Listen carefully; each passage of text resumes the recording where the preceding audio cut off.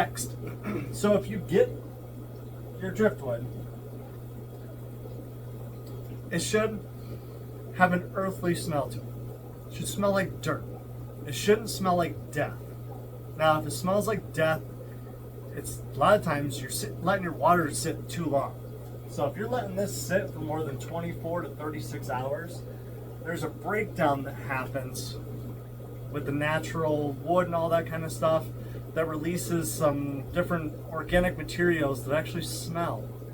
And when it sits in stagnant water, it'll get like a film on top, like something died in there. It'll smell like something died in there. That's not good. So the problem with that is you're letting the water sit too long to get all the tannins out. So you want to be changing that like at least twice a day, like I said in the beginning of the video. More changing equals more tannins being leached out. The other thing too is if you don't have a pot big enough for it, hot water.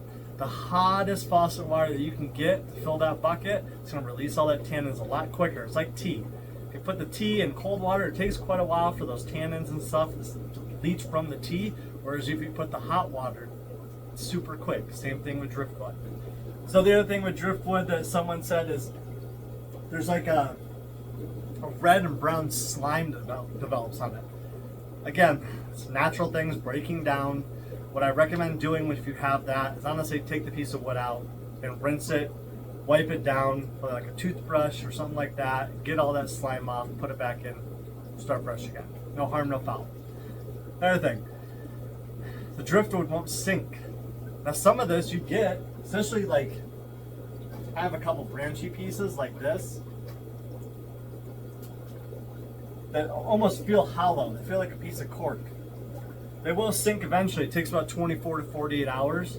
But if you have a big piece like Mohani or something like that, like the spider wood, all that kind of stuff, if you have a problem sinking it, you can either zip tie or tie a rock to it, or you can kind of tuck it underneath an ornament. Once it stays waterlogged for quite a while, it'll fill up with water, get rid of some of that air, and it'll release, and it'll sink down to the bottom. So, because you don't want a piece of wood floating around or anything like that. Now, if you want to attach plants to it too, same thing. Zip ties, they even sell brown zip ties out there. You can take a piece of fishing line and wrap it around until the plant kind of anchors onto the driftwood. Also, other things I've done before is I actually drilled a hole into the driftwood.